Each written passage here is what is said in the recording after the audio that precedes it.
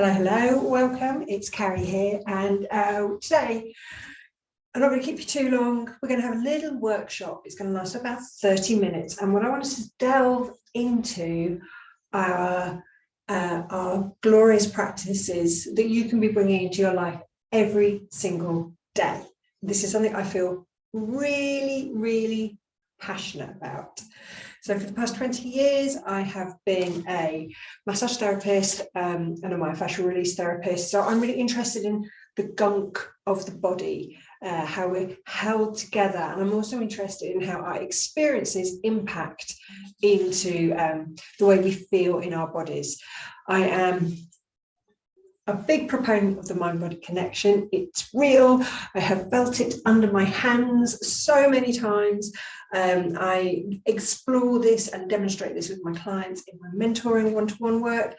And I have a new course coming out called Glorious. And Glorious is all about using these mind-body tools, really thinking about the way we build our beliefs, thinking about the way that we're impacted by other people's beliefs. And so today we're going to have a look at that. We're going to do some in the body work. We're going to have a little bit of a chat about how that all comes together. And then if you're interested at the end, I'll tell you how you can come and join me for more.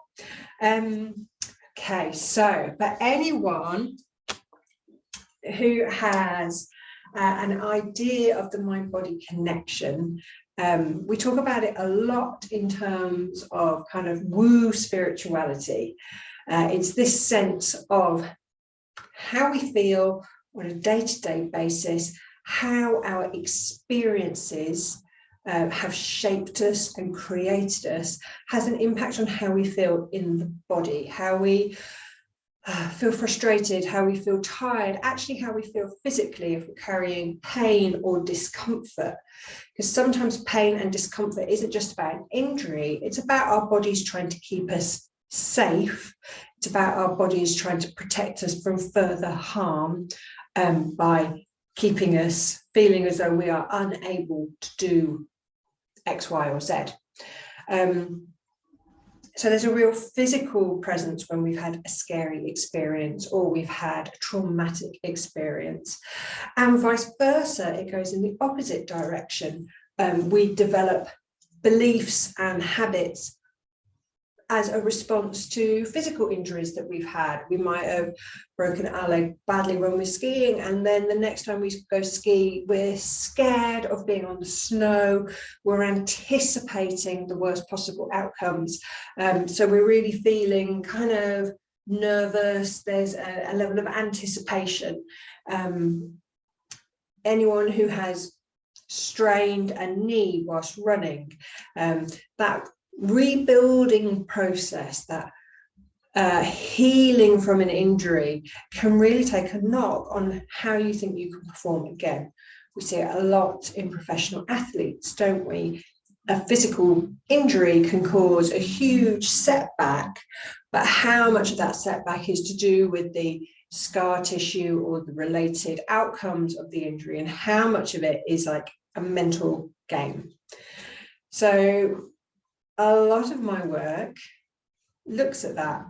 I have a great little demonstration. Anyone who's just been on the Mind, Body and Mood mini course I ran, you will have tried this, but we're going to go through it again because it's super brilliant. And it's possible if you're here on the live, if you're here on the replay, you've not yet had a play with this. So it's a really great demonstration of a lot of the things I talk about. Okay, so what I want you to do, if you want to come and play, is come stand on up. And just as you are right now, we're going to get a baseline of what's going on. So quite simply, you're going to bring your arm out. You're going to turn with the upper part of your body, keep your feet fixed, try to keep your hips steady and still, but I know they're going to move with you. And you're going to keep your eyes focused on the tips of your fingers. So just as you are right now, I want you just to turn as far as feels comfortable, looking all the time at those fingertips. Don't let the shoulder just wang around. You want to be following with the shoulder. Okay, so come back to the middle. We're going to go in the opposite direction. So eyes focused on the fingertips, turning the whole body and the arm with the body, not just wanging from the shoulder. And we're going to go see how far we go in the opposite direction. Great. Now what I'd like you to do is get into your head a time that has felt really negative. It felt heavy, it felt like a challenge. You don't have to say it out loud, but just within yourself, allow yourself to feel into that negative experience. Hold that arm back out, and again, fingers, eyes on fingers, and we're going to just go this way. And now holding that negativity, we're going to go the other way. Okay, so just shake that off. Before you start getting any kind of like forming any ideas of what's going on, we're just going to do one more. So if you're shaking it all off, you've come back to a nice neutral place again. What I would like is for you to conjure up something really positive, a memory or an event where you felt really good about yourself, where you felt as though you'd achieved, where you were really proud, where you were really happy. Get into that emotion now. So let's find something which really picks you up. Yeah, okay. Hold that energy. Again, eyes on fingertips, and we're going to move. Come back to the middle. And let's spin it in the other direction, holding that positive vibe. Okay, what did you find? You may have found that one of those allowed you to turn more than the others. You may have found that the negative one was the one where you moved least, the one where you felt rotation was harder, the one where it felt jerkier. I always find that the positive one feels really smooth, it feels really good.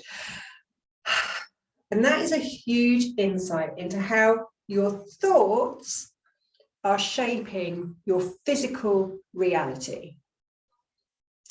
So if you find yourself in a place of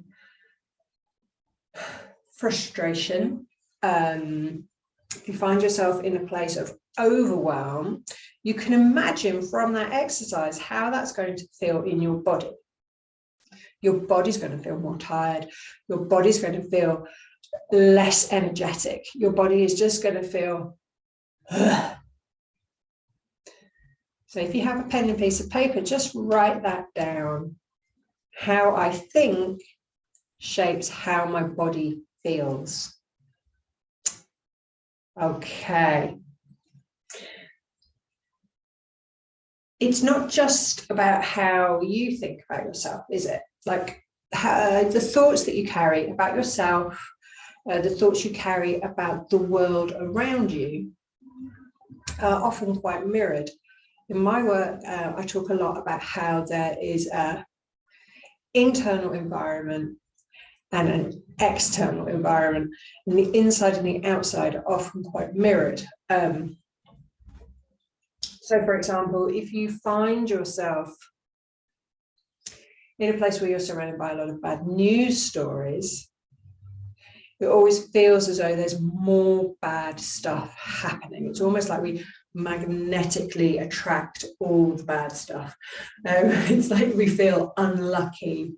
It's like we feel as though the world is against us. There can be quite a victim attitude or a defensive attitude. But when things are going great, when the sun's shining and, you know, politics in the world is fine and you've got a pay rise and you can afford a holiday, when everything feels bright and bubbly, it's almost like the whole world is shinier.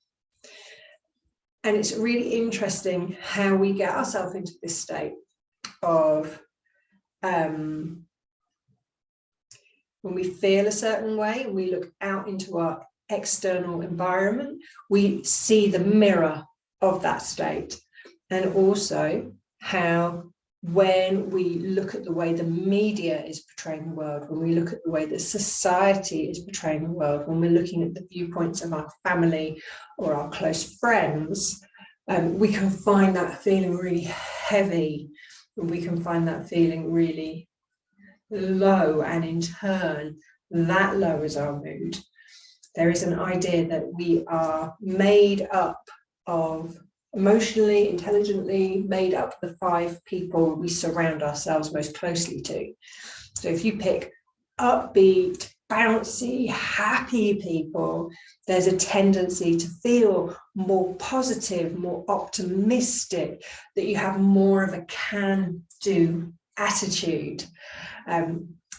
I found quite early on in my business life that when I surrounded myself with people who felt optimistic about their businesses, who felt optimistic about the possibilities of life, when they felt optimistic about the economy, the social kind of mood at the time, when they felt good about all of those things, I felt good about all those things, and I was able to go out and make more good stuff happen.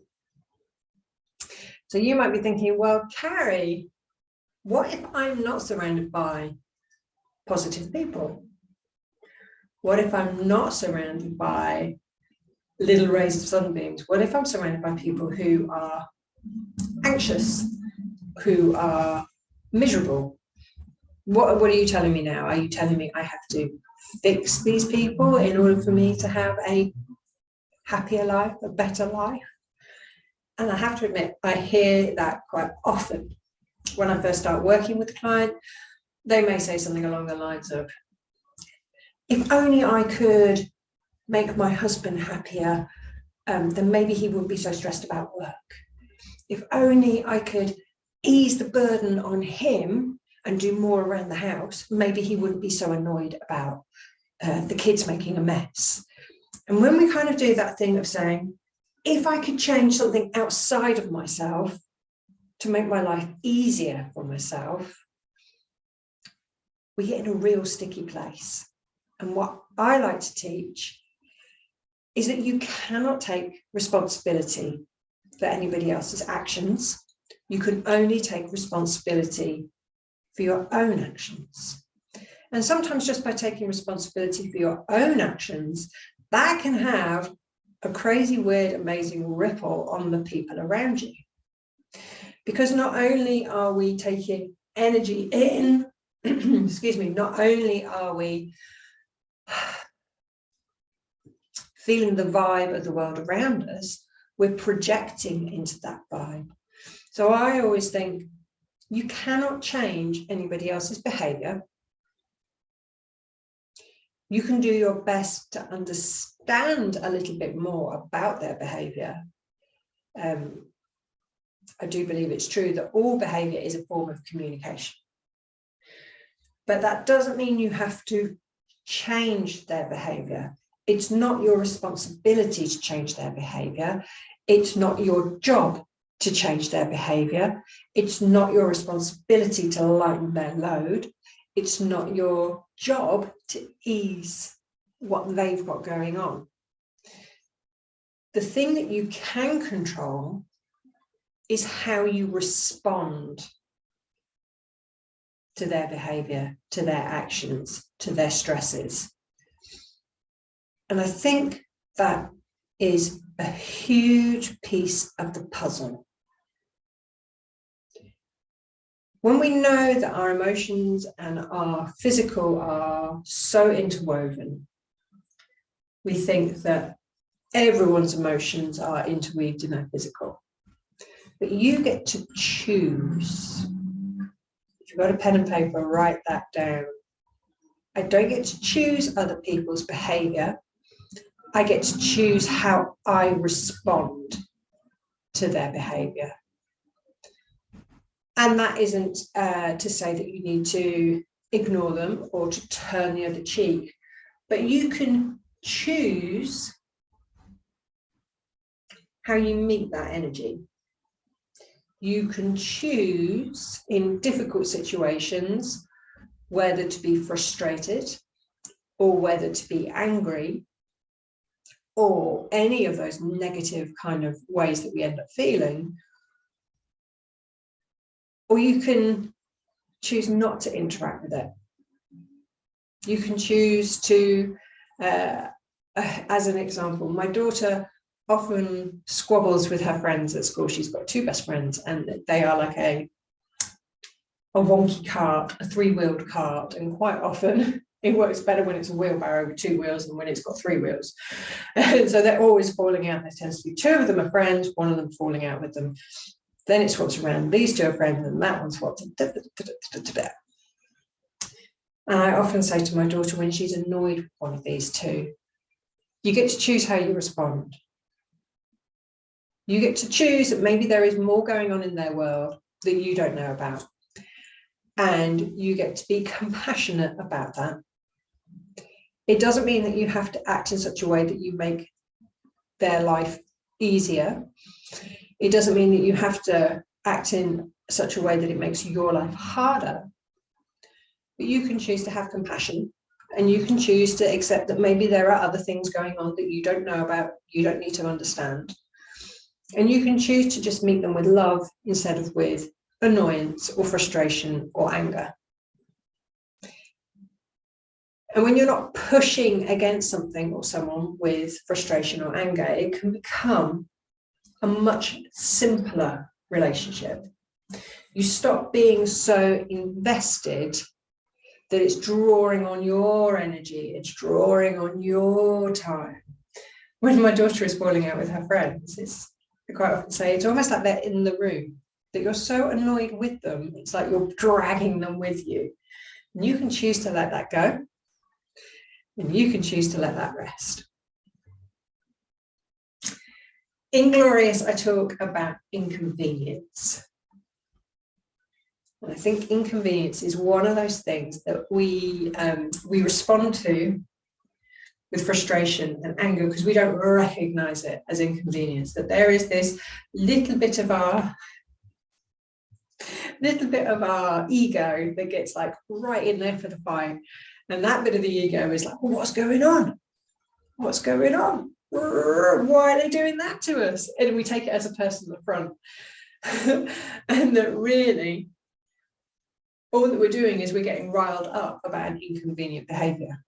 And when you stand back and you go, that's an inconvenient behavior, you can then go, I don't need to worry about that so much. And what this all means is that then you can save your energy for when it does matter. You can save your energy for doing more of the things that you love to do, that fill you up, that make you feel great. You can channel your energy into having a more creative life where you don't feel so held by the shoulds and coulds and oughts of society. When you just see things as inconvenient, it means that you can stop yourself from going into overwhelm, and you can stop yourself from burning out, which means when the big challenges come up, you have more of yourself that you can meet it with. Here is an idea of a tool that I often use.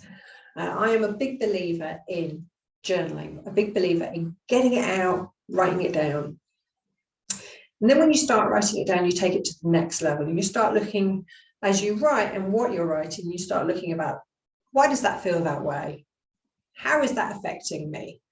And you keep going in and in and in, and you kind of really start, the American name for it is spelunking. I think we call it potholing over here. I had an American client who used to talk about spelunking when we were working on her body. And it is very much connected. What happens in the mind is also held in the body. Oh, we talk about this in Glorious as well. So this idea that we are like diving down tunnels, we're looking for caverns, we're looking for the places where the old gunk hides in those little dark crevices and corners of your body or of your mind. So we're spelunking, and we're looking to see what the real issues are.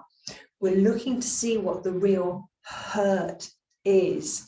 We're also looking to see whether there are beliefs coming out as we write which aren't actually serving us because they're old beliefs, or they're somebody else's beliefs, or they are things that we have been told about the world when we are children that are all fairy tales and nonsense. But there's a bit of us which has kind of conceptualized it and held onto it within ourselves.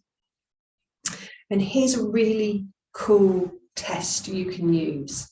So writing it down, getting a really good sense of how you actually feel about an issue, how you feel about a subject, whether that is moving from one city to another, whether it's about changing career, whether it's about a relationship or a friendship.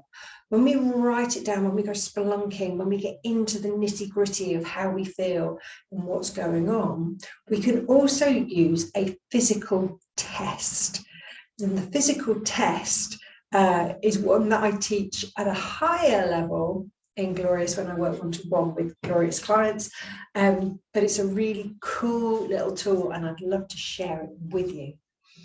Okay, so this is a tool from kinesiology. Kinesiology is about testing the electrical currents of the body.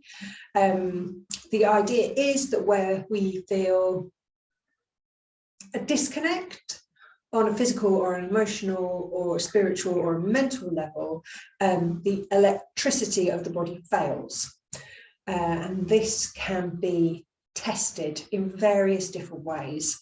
The way that I like to show it is with your fingers linked. So let's try this. So we know truth. And when we have a true answer or a positive answer, our fingers lock.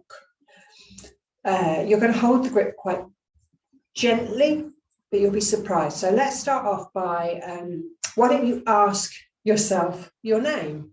So is my name Carrie? Yes. Nice and solid. Do I live in Sheffield?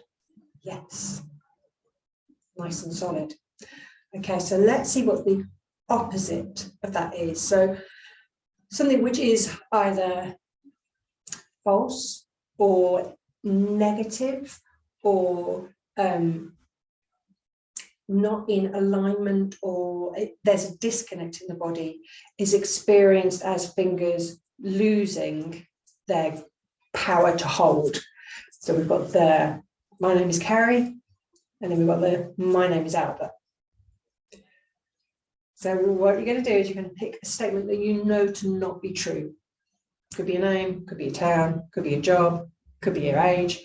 You're just going to bring those two fingers together, and you're not going to grip your fingers. You're just holding your fingers together in the same way as you did for the positive statement. But now you're going to ask that negative statement, and you're going to see whether your fingers lock or unlock. If they're unlocking, there is something that doesn't sit quite right. So when you have journaled, even if you feel as though it has been a meh journal, you don't feel as though you've got anywhere particularly deep, go back through that journaling with your fingers, testing each sentence. So as you read, you're seeing whether you can keep your fingers linked or whether they're going to let each other go. And as you go through it, you'll get a deeper understanding on a subconscious level of the bullshit stories your body is telling you. And that gives you the opportunity then to go, wow, really? What's going on there? Why would that be that? What else is going on? A lot of my work, my deep love, is in provoking curiosity. What else is going on? What's the next layer down? What's the other story I'm telling myself? And we can test all of this. We can test as we write. We can test how we feel. It's, again, this. This is a simple kinesiology test. It's testing the electricity of the body. Do we feel good? Do we feel bad? Do we feel disconnected? Do we feel connected? These are really simple tools. Now, as I have said, I use these tools a lot in Glorious. And you may be wondering what Glorious is all about. Well, for me, as a woman of a certain age, I'm a mother, I'm a wife, I'm a daughter, I'm a sister. I was a child of the 80s, a baby of the 70s, child of the 80s. I have lived 45 years on this earth, and whilst a lot has changed, I think we're still in this real patriarchal, white old man way of running the world. And I don't think it serves women. I don't think it serves men either, but I think there is definitely proportions of society that are getting a better kick out of it than women and people of black, I want to say BIPOC, I've got to explain what that is, black, indigenous, people of colour, trans people, gay people. I don't think we get the same crack at the whip. And to be honest, I'm bored of the bullshit.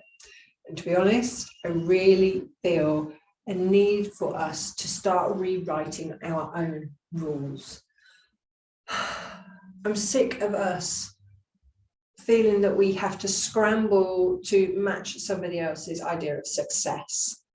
I'm sick of the way that we prioritize making money over the environment.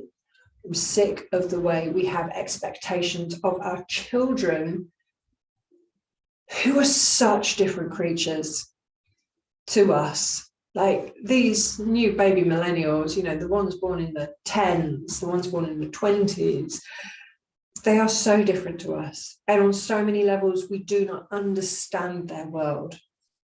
But we don't understand that world because this reality that we're living in, this reality that we've created, it doesn't serve us.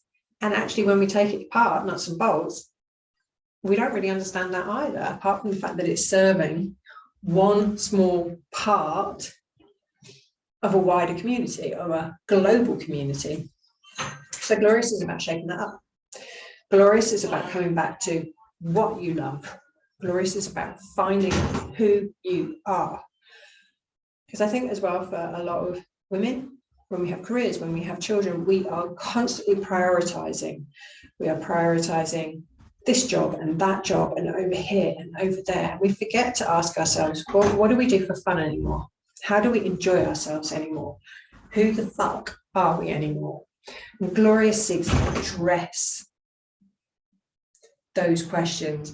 And it's going to address them in a way which isn't just with the mind. It's going to address them in a way that brings the body in, that brings your well-being back to the center of it all, that honors who you are as the person you are, as the person you want to be, as the person who has the experiences and the history that you already carry with you. So if you like that idea of creating a more glorious version of your life, and this isn't one of those courses where it's like, yes, queen, we're all going to be running 7-figure businesses by the end of it. No, it starts off with, do you love yourself? Can you love yourself? What's going on there? What's holding you back? What do you need to feel safe? What do you need to feel worthy? What do you need to feel capable? How can you be supported? How can you ask for that support? That's what Glorious is about. So if you like the idea of that, come jump on board. Pre-work drops next week, and then the real thing will start. First module drops on Monday the 6th of June. So come and sign up. If you join up with me by Friday, then there's a couple of bonuses. For one, I'm going to bring you in, I'm going to gift you my course, Letters from Your Badass Future Self, which is a meditation journaling journey course. There are some very cool techniques for clearing old gunk, for clearing old energy that we use at a one-to-one level. So I'm going to gift you that because it's awesome, even though I do so myself. And also, if you join by Friday, this Friday, which is the 27th, 7th. I would love you to come up here to Sheffield for a very special Mad Hatter's Tea Party, which is going to be glorious and expansive and provocative of your curiosity. So those are the 2 bonuses if you come and jump in with me by this Friday, the 27th. I hope you do. I'd love to see you on Glorious. If you're really looking for that, that scintillating life where you feel not complete, not whole, because we're never complete and we're never whole, but that you just feel that internal sparkle, where you just feel as though you can honour yourself for who you are. If you'd like that, come and join me for Glorious. Thanks for joining me. I hope you've got some useful stuff out of this session, and I will catch you soon. Bye. Take care. See you later.